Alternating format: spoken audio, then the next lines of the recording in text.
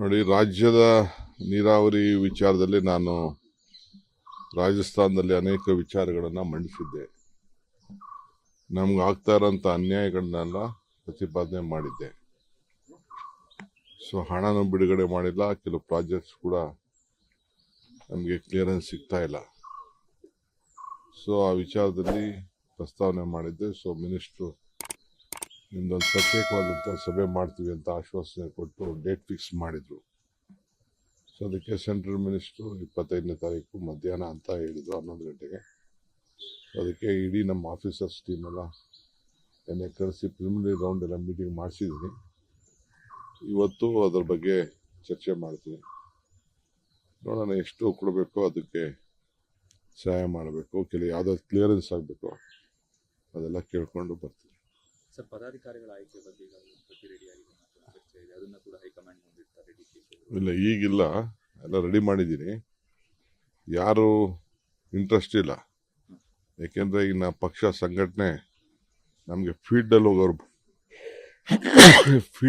ಬೇಕು. ನಮಗೆ ಬೆಳಗ್ಗೆ ಸಾಯಂಕಾಲ ಎಲ್ಲ ಕೆಲಸ ಬಿಟ್ಬಿಟ್ಟು ತಾಲೂಕುಗಳಲ್ಲಿ ಡಿಸ್ಟಿಕ್ಕಲ್ಲಿ ಇತ್ಕೊಂಡು ಕೆಲಸ ಮಾಡೋರು ಬೇಕು ನಮಗೆ. ಆಯಿತು, ನಮ್ಮದು ಟೈಮ್ನ ವೇಸ್ಟ್ ಮಾಡಿಕೊಂಡು ಯಾರೋ ಒತ್ತಡದ ಮೇಲೆ ಮಾಡೋದಲ್ಲ. ಬೆಳಗ್ಗೆ ಸಾಯಂಕಾಲ ಫೀಲ್ಡಲ್ಲಿ ಯಾರು ಕೆಲಸ ಮಾಡ್ತಾರೆ ಅಂಥವ್ರು ಮಾಡಬೇಕು ಅಂತೇಳಿ ನನಗೆ ACCಯಿಂದ ಆದೇಶ ಕೊಟ್ಟಿದ್ದಾರೆ ಅಧ್ಯಕ್ಷರು. ಫೀಲ್ಡಲ್ಲಿ ಇಲ್ಲ ಅಂತಂದರೆ ನಾವು ಅವ್ರು ಹೋಗಲಿಲ್ಲ ಅಂದರೆ, ಹಾಕಿದ ಕಡೆ ಹೋಗಲಿಲ್ಲ ಅಂದರೆ, ಕೆಲಸ ಮಾಡಲಿಲ್ಲ ಅಂದರೆ, ಸಂಘಟನೆ ಮಾಡಲಿಲ್ಲ ಅಂದರೆ, ಇಶ್ಯೂಸ್ನ ಸಾರ್ಟ್ಔಟ್ ಮಾಡಲಿಲ್ಲ ಅಂತಂದರೆ ಏನು ಪ್ರಯೋಜನ ಇಲ್ಲ. ಆ ದೃಷ್ಟಿಯಿಂದ ನಾವೆಲ್ಲ ವರದಿ ಎಲ್ಲ ತರಿಸ್ಕೊಂಡಿದ್ದೀವಿ. ಯಾರು ಫೀಲ್ಡಲ್ಲಿ ಇರ್ತಾರೆ ಅಂಥವ್ರಿಗೆ ಅವಕಾಶ ಮಾಡಿಕೊಡ್ತೀವಿ. ಆಮೇಲೆ ಹೆಚ್ಚಿಗೆ ಮುಂದಕ್ಕೆಲ್ಲ ಹೆಣ್ಮಕ್ಳುಗಳಿಗೆ ಸ್ವಲ್ಪ ಅವಕಾಶ ಮಾಡಿಕೊಡ್ಬೇಕು, ರಿಸರ್ವೇಷನ್ ಬಂದಿರೋದ್ರಿಂದ ಅಂತ ಹೇಳಿದ್ದಾರೆ. ಅದನ್ನು ತಯಾರು ಮಾಡ್ತಾ ಇದ್ದೀನಿ. ನಮ್ಮ ಮಂತ್ರಿಗಳನ್ನೆಲ್ಲ ಕೇಳ್ತಾ ಇದ್ದೀನಿ. ಒಂದು ರೌಂಡು ಈ ವಾರದಲ್ಲೇ ಎಲ್ಲ ಅದನ್ನ ಲಿಸ್ಟ್ನ ಸಬ್ಮಿಟ್ ಮಾಡ್ತೀನಿ.